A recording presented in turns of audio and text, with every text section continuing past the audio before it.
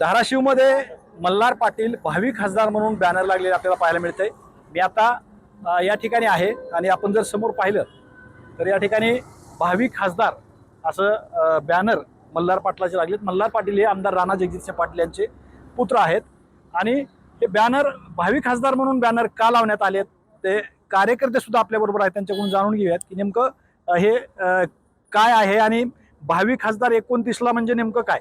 इकडे ओमराजे महायुतीमध्ये इन झालेत आणि तुम्ही भावी खासदार म्हणून लावता। आज आदरणीय मल्हारदादा आमचे नेते यांचा वाढदिवस आहे, त्यानिमित्त आम्ही आज हे होर्डिंग लावलेले आहेत। आणि आपण सांगितल्याप्रमाणे एक मागील 10 वर्षापासून आदरणीय आमचे नेते राणा जगजितसिंह पाटील साहेब तसेच मल्हारदादा यांचं जे कार्य आहे ते सर्व जिल्हाव्यापी कार्य आहे आणि त्यामुळं जी वाटचाल होती की आमचं पूर्ण भारतीय जनता पार्टीच्या जे सर्व कार्यकर्ते आहेत त्यांची इच्छा आहे, मनोमन इच्छा होती की आपल्या पार्टीचा एक खासदार झाला पाहिजे आणि त्या हिशोबाने आम्ही आजपर्यंत काम करत आलो। बूथपर्यंत तो काम आम्ही रुजवला, तो विचार रुजवलेला आहे आणि त्यापैकीचे एक उमदा व्यक्तिमत्व संसदेमध्ये जाऊन आपल्या जिल्ह्याचे प्रश्न मार्गी लावण्यासारखे जे आमचे नेते आहेत, तर आमची इच्छा आहे की आमचा नेता देखील खासदार झाला पाहिजे। त्या हिशोबाने आम्ही आज त्यांना शुभेच्छा दिल्या आहेत की येणाऱ्या काळामध्ये ते खासदार व्हावेत आणि नक्कीच ते खासदार होणार आहेत अशी इच्छा तुमची इच्छा आहे। काय वाटतं? का नाही निहालबाई म्हणल्याप्रमाणे पद्मसिंह पाटील साहेबापासून ते राणादादा ते आता ताब्यात मल्हारदादा यांच्या कामाची जी पद्धत आहे त्यांचे ते बोलणं वागणं राहणं सगळ्या गोष्टी मोठा असो गरीब असो श्रीमंत असो या सगळ्याची नाते आपुलकीच्या भावनेने या नात्यानं बोलून ही आमचं सगळं मत आहे की भावी मल्हारदादा खासदार व्हावे। इकडे ओमराजे आहेत महायुतीमध्ये, आता 29ला आपल्या इथे तर शिवसेनेचे खासदार आहेत, मग कसं जुळायचं चित्र? आणि कसं आहे काम करण्याची दादाची जी पद्धत आहे मल्हारदादाची ही कितीतरी पटीनं उमराजापेक्षा चांगली आहे। त्याच्यामुळं कुठल्याही ह्याच्यामध्ये अडचण येणार नाही। 100% खासदार होण्याचे सगळे गुण दादामध्ये आहेत। 100% दादा खासदार 19ला होणार। काय वाटतं महायुतीमध्ये, दोघं पण महायुतीमध्ये? नाही अजून पुढे काय होणार आहे काय चित्र आता स्पष्ट नाही ना।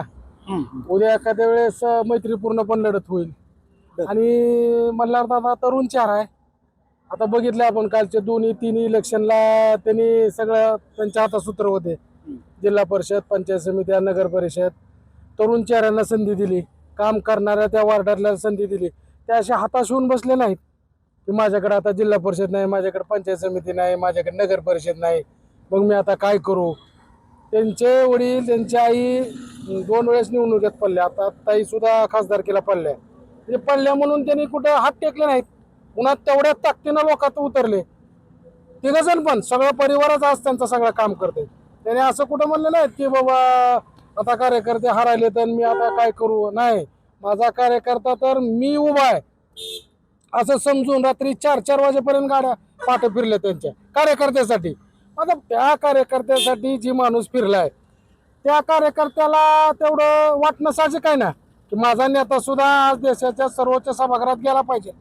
आणि आता तुम्हाला तर माहित आहे येणारा काळ भारतीय जनता पार्टीचाच आहे, त्याच्यामुळं सत्तेत जर आपला जिल्हा पुन्हा गेला तर जी काही अडीअडचणी जिल्ह्याच्या राहिल्यात, 12 महिने सांगितले जाते की देशात 3 नंबरला आपला म्हणजे विकास नाही, ही आता कुठेतरी नंबर बदलेल आणि चेहरे नवीन आहेत, तीच चेहरे बघितले ना आता लोकांनी 2-2 देऊन। मला एक सांगा, आता खासदार ओमराजे निंबाळकर यांची जी भूमिका आहे त्यांची भूमिका अशी की बाबा मी जरी माहितीत आलो तरी या लोकांचं मला एक मतदान नकोय आणि यांचं म्हणजे मतदान नकोय असं त्यांचं म्हणणं आहे, पण ह्यांची भूमिका जी आहे ती वेगळी आहे। नाही राणादादांची बाईट तुम्ही काल बघितली, त्यांनी सगळ्या 6च्या 6 खासदारांचं इंडियामध्ये अभिनंदन केलंय, स्वागत केलंय। हे मोठ्या मनाचे नेते आहेत आणि जर असं कोणी म्हणत असेल की मला तुमचं मतदान नको म्हणजे तुमची गरज नाही, तुम्हाला मी बघूनच घेईल, तुमचं माझं जुंपलेलंच आहे, तर ही मागं 20 वर्ष या जिल्ह्यानं बघितले या तुमच्या सगळ्या द्वेषापोटी। अहो त्या भूमला एक शिवसैनिक चालू मतदानात मारलाय बुकसून, ह्या खासदाराच्या निवडणुकीत भेटायला कोणी गेलं नाही। आज त्याच्या घरात काय अवस्था असेल त्याला विचारलं का त्याच्या परिवाराला तुम्ही पक्ष बदलताना?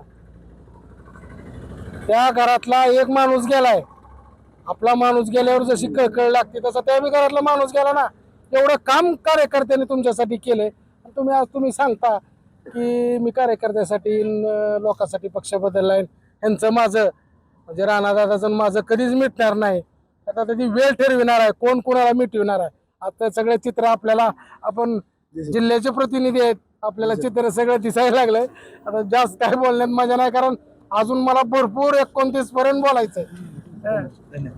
एकंदरीतच मल्हार पाटील यांचा वाढदिवस आहे आणि कार्यकर्त्याचं असं म्हणणं आहे की कुणाला वाटत नाही की आमचा नेता मोठा व्हावा, म्हणून आम्ही भावी खासदार असं बॅनरवरती टाकलं. श्रीराम क्षीरसागर, TV9 मराठी, धाराशिव.